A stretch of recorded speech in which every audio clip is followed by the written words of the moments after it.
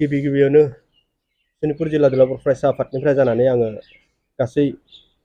सनितपुर बाखि बर' रायजो राजानि नोंथांमोननिसिम इंराजि गोदान बोसोरनि आरो फैबाय थानाय मागो दमासि फोरबोनि गोजोन हामलायथिखौ आङो बावहरनाय जाबाय।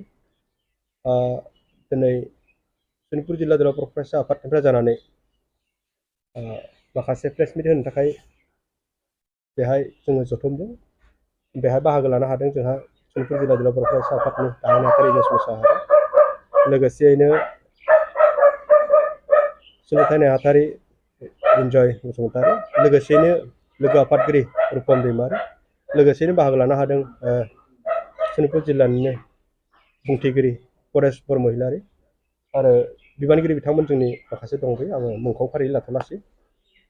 थांनाय जि 24 अक्ट' 2022नि जि बेलस्रिनि दैमालु ओनसोलाव जालांनाय जाथायखौ लानानै दायो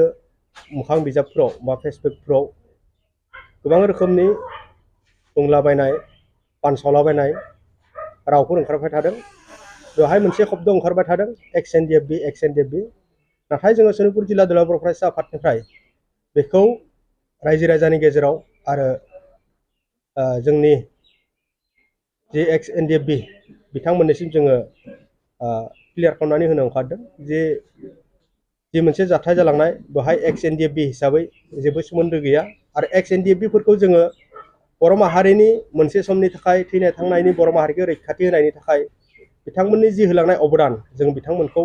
अराय मान होयो आरो बिथांमोनखौ बर' हारिनि गेजेराव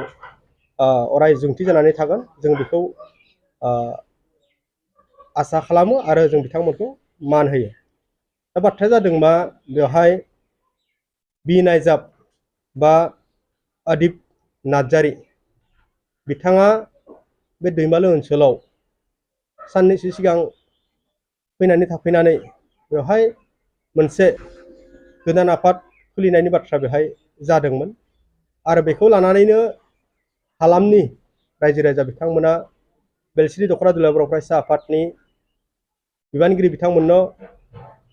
बाय टेलिफनिक फोरमायथिदोंमोन दि 24 अक्ट'आव बेवहाय गोदान मोनसे आफाद दानायनि बाथ्रा सरसा जागासिनो दङ आरो बेखौ लानानैनो रायजो राजा बिथांमोना जिहेतु सनितपुर जिल्ला ओनसोला थांनाय 27 जानुवारियाव जि मोनसे बिटिआर रेकर्ड जालांनाय, बेवहाय माखासे दफाफोर दङ सनितपुर जिल्लानि मोजांनि थाखाय। सनितपुर जिल्ला बर' बे समाव आङो सिसिबाइनि आफादगिरि जे धीरेन बर' बिथाङा दाखालि बावैसो प्रेस मिटनि गेजेरजों माखासे बाथ्रा आरो दुलाराय बर' फरायसा आफादनि सायाव बा सनितपुर जिल्ला दुलाराय बर' फरायसा आफादनि सायाव बा बेलस्रि दख'रा दुलाराय बर' फरायसा आफादनि सायाव माखासे सोंथि सोंदोंमोन दि मानो बेबायदि सासे सिसिबिआइनि गाहाय नेहाथारि बिथांखौ बुनो मोननांगौ, सुनो मोननांगौ, जोनो मोननांगौ। नाथाय आङो बेखौ अलरेडि सिगाङावनो बुंथिबाय। नाथाय बेवहाय सिसिबिआइनि जि आफादगिरि धीरेन बर' बिथाङा सासे एकर्डनि सिगनेटारिस जानानै बिथाङा दिनै बेबायदि कन्ट्रभार्सि रायजो राजानि गेजेराव जि नांलाय खमलायनायनि जि बाथ्राफोरखौ बुंथियालासिनो एकर्ड जाफुंनायनि सायावसो गोसो होनांगौ होननानै जोङो सनितपुर जिल्ला दुलाराय बर' फरायसा आफादनिफ्राय खावलायो। जिहेतु नोंथांमोननि सायावनो आसा दङ बे एकर्डआ थाबैनो जाफुंगोन आरो बे एकर्डनि गेजेरजों दफाफोरा जुदि जाफुङोब्ला सनितपुर जिल्लाया बेवहाय हाबनो हागोन आरो बे ओनसोलनि जिखिनि हा हुनि जि समस्याफोर दङ बे जागोन। बेनिखायनो आङो बिथांखौबो खावलायगोन जाहाथे नोंथाङा सासे सिगनेटारिस जानानै आरो नोंथाङा सासे दैदेनगिरि जानानै बर' माहारिनि गेजेराव, बर' हारिनि गेजेराव गुलाय गुजाय नांलाय खमलायखौ जेन लाबोआथों। बेनिखायनो नोंथांमोननि गेजेराव जेन सावरायलायनानै मोनसे गोजोन थासारिखौ जेन इयुनाव आरो फैबाय थानाय समाव जेन लाबोयो, आं बेखौसो बेखिनियाव खावलायबाय। निउस पर्टेल नायगिरि बयनिसिमबो सनितपुर जिल्ला दुलाराय बर' फरायसा आफादनिफ्राय खुलुमनायखौ जासिहरदों आरो जों सनितपुर जिल्ला दुलाराय बर' फरायसा आफादा थांनाय 24 डिसेम्बराव जि बेलस्रिनि दैमालुआव जि मोनसे जाथाय जालांनाय, नैबेखौ लानानै दिनै क्लियारिफिकेसन होनो थाखाय जोङो प्रेस मिट खालामदों। नाथाय जोङो गोनांथि गैया सानदोंमोन सनितपुर जिल्ला दुलाराय बर' फरायसा आफाद हिसाबै, मानो होनबा बे मोनसे जाब्रबथाय जानाय बा जाथाय जानाया एसेबां गिदिर मोनसे जाथाय जों बेखौ सानना लायाखैमोन। खोनानाय बायदिब्ला बिनायजाब होननाय एक्स एनडिबिनि जाय बिथाङा बनसु दानो होनानै हुग्राजुलिनिफ्राय लानानै नर्थ दिकेजुलि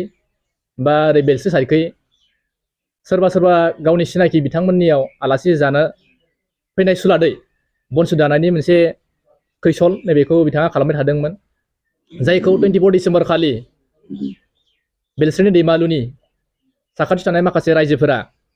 जों सनितपुर जिल्ला दुलाराय बर' फरायसा आफादनिसिम फोरमायहरदोंमोन आरो बिथांमोन रायजोफोरा खावलायदोंमोन बेयाव सनितपुर जिल्लायाव बनसुखौ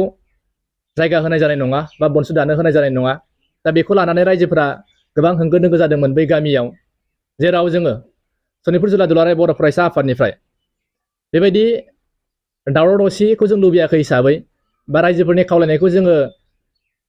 सनमान होनानै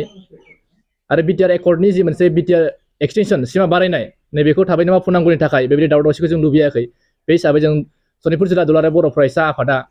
बे मोनसे जि जाथाय जानाय दावराव दावसि जानाय बे दैमालु बेलस्रि आनसलिकनि सिङाव थानाय बे दैमालुआव जि मोनसे जाथाय जानाय नैबेयाव थांनानै जोङो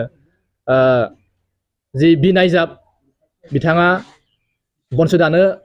फैनानै जि दावराव दावसि मोनसे जाथाय खालामबाय, नैबे जाथायखौ जोङो जेन दावराव दावसि गिदिर जाया नैबेखौ नोजोर बोनानै जोङो पुलिस प्रशासननि मददजों जोङो नैबे दावराव दावसिखौ जोङो जेन गैया जायो बा दावराव दावसि जाया नैबेखौ नोजोर बोनानै जोङो थांनाय जादोंमोन। दा बेयाव जों एसेबां गिदिर मोनसे जाथाय सानना लायाखैमोन, जों क्लियारिफिकेसन होनांगौबो जोङो सानना लायाखैमोन। नाथाय क्लियारिफिकेसन होनांगौनि गोनांथिया नैबेसो जाबाय, जोंहा सिसि बाहिनि आफादगिरि मानगोनां दिरेन बर' बिथाङा सनितपुर जिल्ला एबसुखौ दाय जाबसिनबाय थादों बा माखासे दख'राफोरखौ बेयाव मेनसन खालामबाय थादों, बिथांमोना बुदों मादों बेबायदि गोबां बाथ्रा। दा बेयाव जि दैमालुनि रायजोफोर बिथांमोना सुखुवाखै हिसाबै बिथांमोना मिथिनाय बायदिब्ला फंसे फंनै सोरबा रायजोफोरा बा गामिनि सेंग्रा लाइमोनफोरा आखाइ होलायनाय जादों गावनि अख्रानि थाखाय, नैबेखौ जोङो खोनानो मोननाय जादों। दा बेयाव जोंबो बेखौ सनितपुर जिल्ला दुलाराय बर' फरायसा आफादनिफ्राय क्लियार होनो लुबैयो, जोंनो बनसुखौ सनितपुर जिल्लायाव नाङा बा बनसुआ बेयाव जायगा मोननाय जानाय नङा। आरो बेयाव जों बेखौबो जोङो रायलायबाय थादों सनितपुर जिल्ला एक्स एनडिबिनि गासै बिबानगिरि बिथांमोनजों, आरो बिथांमोना जोंजों खौसेयानो दङ। नाथाय सासे सानैया मा बुजिदों जों बेखौ मिथिया, नाथाय बांसिन एक्स एनडिबि सनितपुर जिल्लानि बिथांमोना जोंजों रायलायदों आरो बिथांमोनजों जोङो मोजां सोमोन्दोआवनो दङ। नाथाय बिथांमोना क्लियार होना